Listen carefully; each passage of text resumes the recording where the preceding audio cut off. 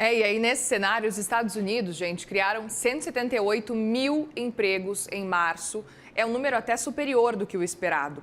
A taxa de desemprego caiu para 4,3%, de acordo com novos dados que foram divulgados hoje pela manhã mesmo pelo Departamento de Estatísticas do Trabalho americano, o dado chamado payroll, né? Economistas previam um ganho líquido de 60 mil empregos, uma recuperação aí da queda em fevereiro, quando 133 mil vagas foram perdidas. A taxa de desemprego estava em 4,4% em fevereiro e esse relatório é um dos primeiros grandes dados econômicos divulgados desde o começo da guerra no Oriente Médio.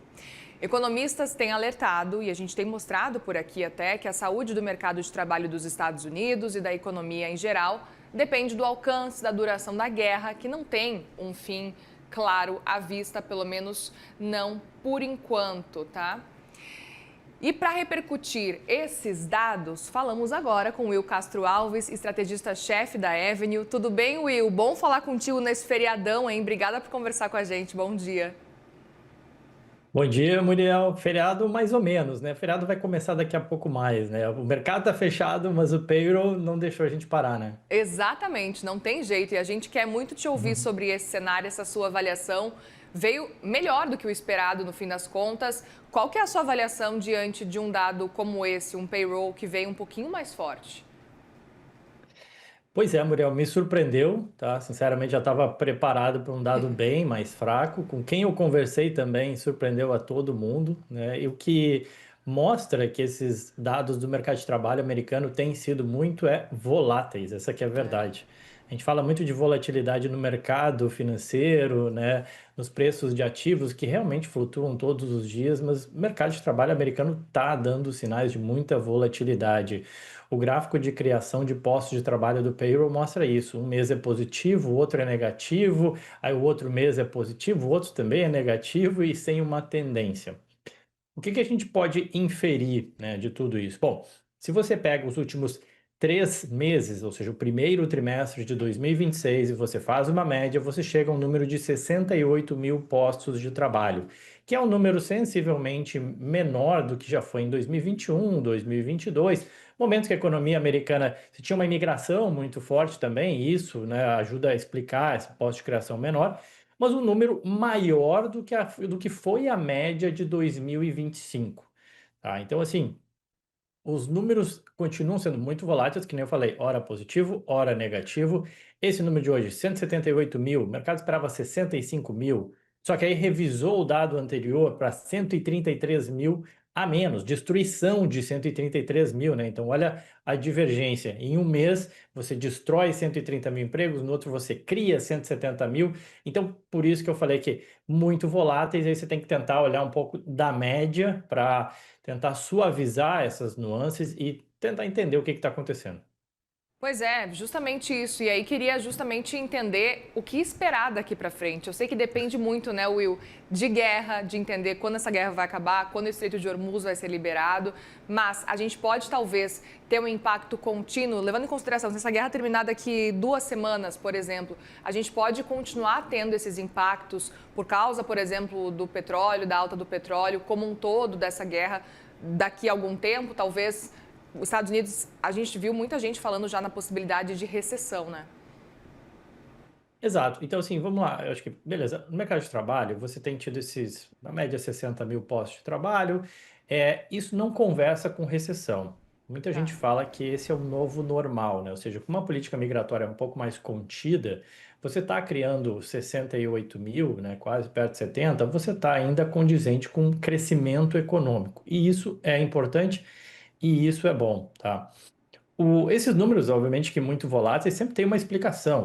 Teve o inverno rigoroso, teve a greve lá dos trabalhadores de saúde, teve shutdown. Então, tem algumas explicações, mas no final do dia acaba sendo um número volátil. E olhando a média, nesses 60, 70 mil postos de trabalho, você está falando ainda em crescimento econômico. Nessa semana, teve a atualização daquele GDP Now do Fed de Atlanta, que ele tenta basicamente olhar todos os dados que vão saindo na economia, e a gente ainda está recebendo dados do primeiro trimestre, afinal de contas, né, acabou de encerrar aí o trimestre, a gente ainda está olhando esses dados, mas com os dados que já saíram, e já teve bastante dado, afinal de contas, já teve janeiro, fevereiro, março, já passou, né? É, o GDP Now de Atlanta aponta para um crescimento de PIB de 1,6, tá? É uma desaceleração frente àquilo que a gente viu no terceiro trimestre de 2025, o quarto trimestre de 2025, que mesmo o shutdown foi um número maior do que isso, tá? 1,6 é o que projeta para este primeiro trimestre de 2026, o que é uma desaceleração, sim. Olhando à frente, você tem o problema da guerra, você tem os custos de energia mais altos aqui nos Estados Unidos, tende a ser passageiro, mas não sabemos até quando, uma vez que a guerra não encerrou. Mas você vai ter um impacto, sim, no segundo trimestre disso. Agora, o contraponto que pode ajudar a atividade econômica americana é que, neste segundo trimestre, entram aqueles tax cuts que foram aprovados lá em abril do ano passado, eles voltam como reembolso para o consumidor americano que eventualmente pagou a mais o imposto já de janeiro, fevereiro e março do ano passado ainda, tá? Então, espera-se um estímulo fiscal agora nesse segundo trimestre, por conta desses tax cuts que possam ajudar a contrapor, né, essa desaceleração que a gente está vendo e também todos esses riscos que você comentou, além de tarifa, além das incertezas e por aí vai, né? Perfeito. Outro ponto também, a gente falando especificamente sobre inflação, o Goolsbee, dirigente do Fed, falou agora pela manhã cedinho, antes dos dados do payroll até, na verdade logo depois dos dados do payroll, e ele chegou a falar que o choque do petróleo deixa ele preocupado com a inflação. A gente está acompanhando aqui muito no CME Group, ali no Fed Watch, a expectativa de corte de juros e é assustador, né? O janeiro, fevereiro a gente falava de 2 cortes, depois 3 cortes de juros neste ano. Agora, com a guerra, o movimento é outro. A gente está vendo um corte, talvez, só em setembro do ano que vem.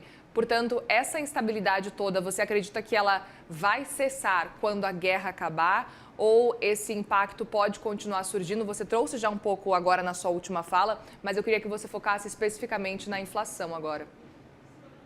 Não, excelente. Semana que vem a gente vai ter atualização importante da inflação. Essa semana a gente teve vários dados de atividade, citei o GDP Now, a gente teve ADP, payroll e tudo mais. Semana que vem é a semana da inflação. A gente vai ter o PCE e o CPI. Os dois indicadores. O PCE, que é o indicador que o Fed olha, e o CPI, o mais conhecido como se fosse o IPCA americano, né? E aí vai dar para ter uma boa ideia da inflação, porque já vai ser uma inflação que vai ter sido sim contaminada um pouco o preço de gasolina. O último dado de inflação ele ainda era limpo, foi antes de todos esses conflitos. Então a gente vai ver sim um salto na inflação, especialmente por conta de preço de energia mais caros, que a gente sabe que é transitório, só que é transitório, mas ele passa para serviços, ele passa para alimentos, ele é transitório e ele não passa quando o petróleo voltar eventualmente a cair depois de um fim de guerra. Ele permanece no sistema durante algum tempo.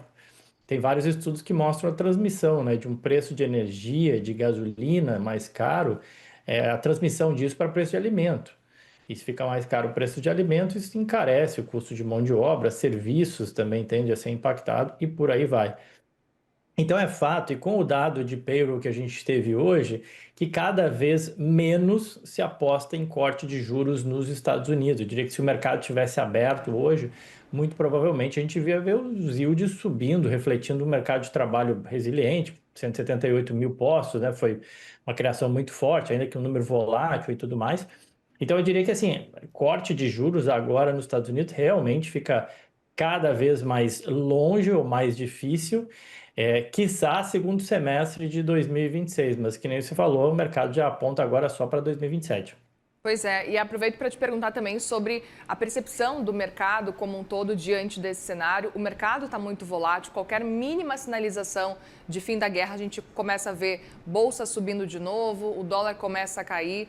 está muito volátil. Eu queria saber a sua percepção diante dessa volatilidade toda. A gente conversou já também ao longo desse ano e do fim do ano passado sobre um movimento que estava acontecendo muito forte de vários investidores caminhando em direção a ouro, a prata. Isso não está acontecendo aparentemente diante dessa grande instabilidade. Parece que está rolando até uma correção do que a gente viu no ano passado.